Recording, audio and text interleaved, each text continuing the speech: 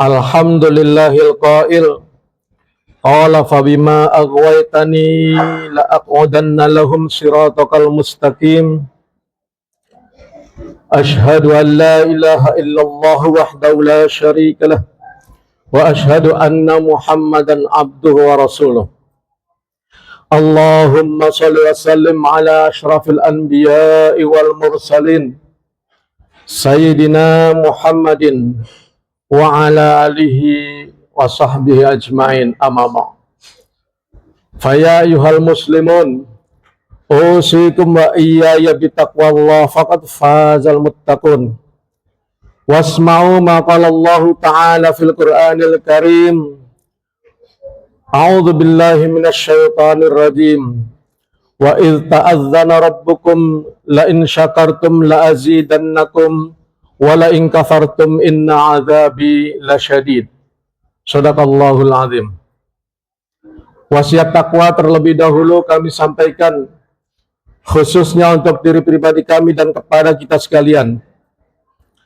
Marilah kita terus berusaha mendekatkan diri kita kepada Allah, meningkatkan ketakwaan kita kepadanya dengan terus berusaha menjalankan segala perintah-perintahnya dan juga berusaha menjauhi segala larangannya.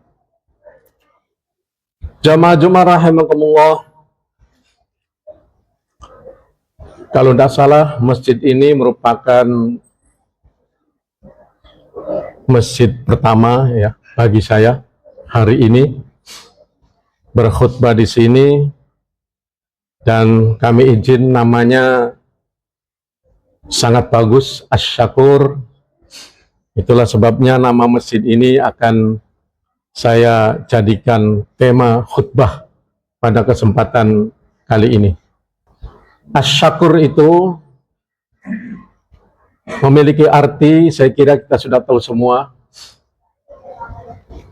bersyukur atau berterima kasih. Dan kalau kita teliti di dalam Al-Quran khususnya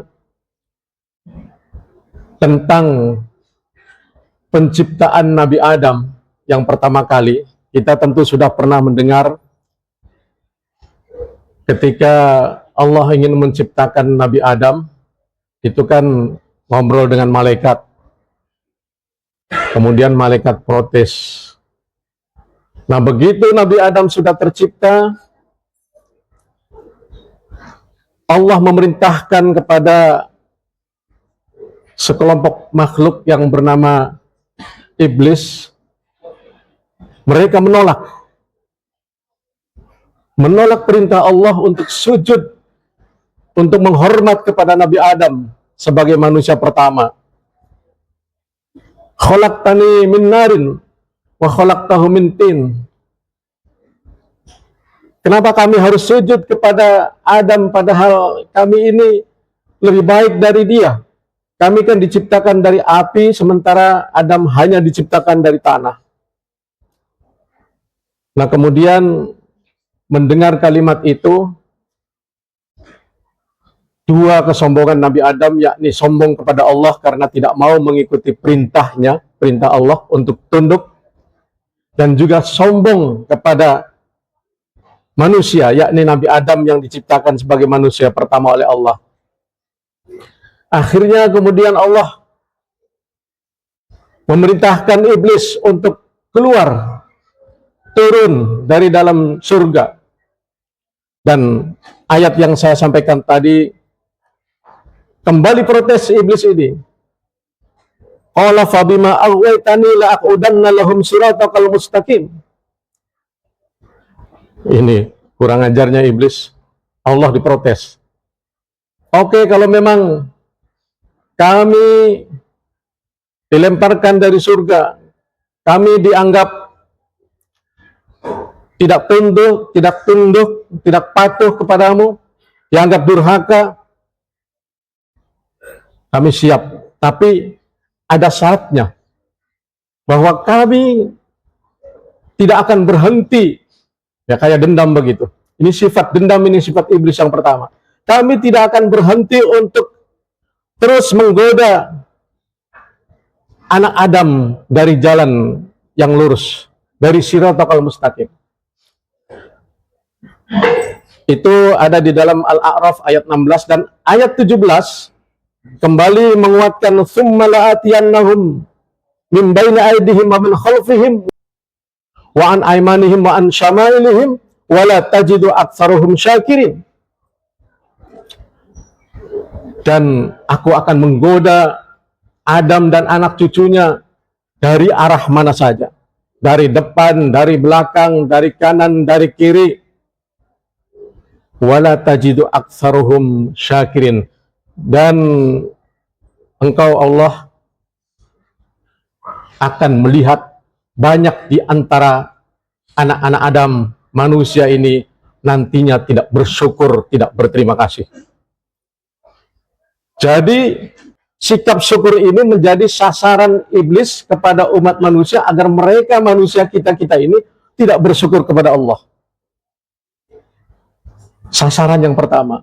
Dan ternyata kalau kita renungkan, ketika manusia-manusia ini tidak bersyukur, itu menjadi kunci untuk melakukan kedurhakaan-kedurhakaan lainnya, baik kepada Allah maupun kepada sesama manusia.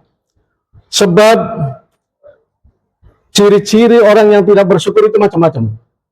Itu antara lain, mereka yang tidak bersyukur itu mereka yang tidak merasa puas, kemudian selalu mengeluh, membandingkan diri dengan orang lain, merasa kurang bahagia, cenderung iri hati, mengabaikan hal-hal kecil yang positif, seperti cuaca cerah, kita sehat, kadang-kadang kita lupa, kita tidak bersyukur, kemudian tidak menghargai upaya dan pemberian orang lain, selalu meminta lebih, mengabaikan hal yang dihasilkannya, ya, yang menjadi pencapaian dirinya dia abaikan.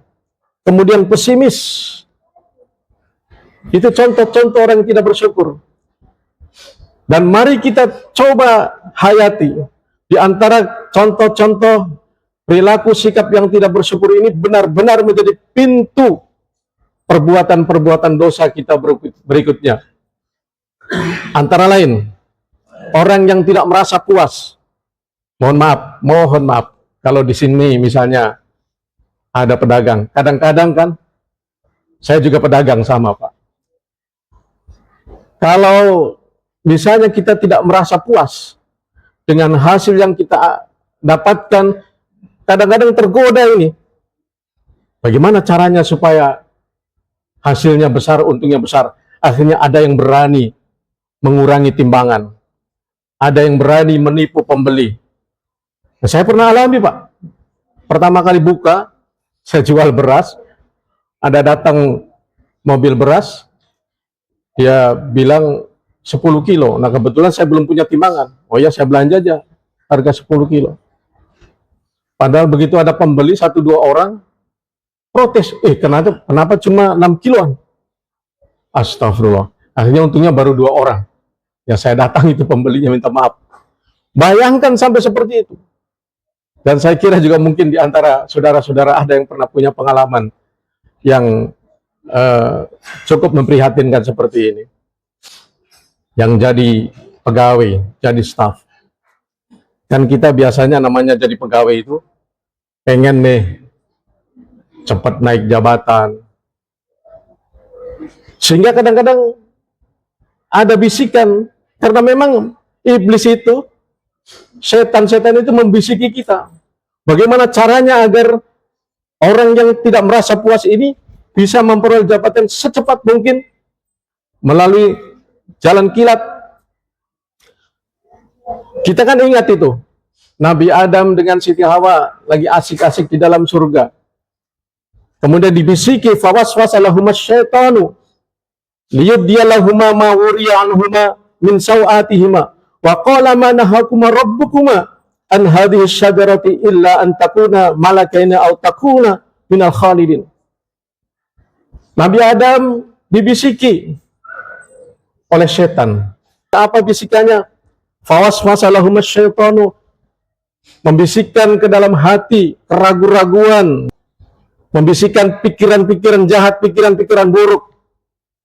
Nah kemudian kalimat yang terakhir yang saya garis bawah ini, kata iblis, itu sebenarnya itu tidak dilarang. Allah itu tidak ingin kamu kan bukan malaikat itu. Kamu bukan malaikat, kamu bukan juga makhluk yang abadi. Jadi kira-kira menurut setan itu ya pantaslah kau berdosa begitu. Kebanyakan bisikan-bisikan yang seperti itu tuh sekarang itu ada. Kalau ada orang ingin melakukan sesuatu misalnya seperti yang saya sampaikan tadi, mohon maaf, misalnya untuk menduduki jabatan eselon, ya, eselon 2 ke eselon 1, ada bisikan, wah, sekarang tidak bisa, hanya mengandalkan fastabikul khairat, berlomba dengan cara yang baik, dengan cara yang mulus, tapi harus ada permainannya. Harus siapkan uang misalnya. Kita sudah tahu ini, uang ini kan bentuknya suap. Kalau suap itu Rasulullah mengatakan ar-rashi wal murtashi kulluhum finnar. Orang yang menyuap dan yang disuap kedua-duanya masuk neraka. Ya, sudah dengar, sudah tahu. Tapi kadang-kadang setan itu membisikkan, kita kan bukan malaikat, kamu kan bukan malaikat. Ah, gampang lah. Gampang kok nanti bertobat. Yang seperti itulah. Itu jenis bisikan iblis. Hadirin kaum muslimin rahimakumullah. Itulah sebabnya agar kita tidak terjebak kepada kegiatan-kegiatan, perilaku-perilaku, sikap-sikap, bahkan pemikiran yang menyesatkan ini. Mudah-mudahan masjid ini sesuai dengan namanya Asy-Syakur, kita semua jamaahnya, khususnya tetangga dari masjid ini yang setiap hari rutin, bisa menjadi hidayah. Nama masjid kita ini bisa menjadi hidayah.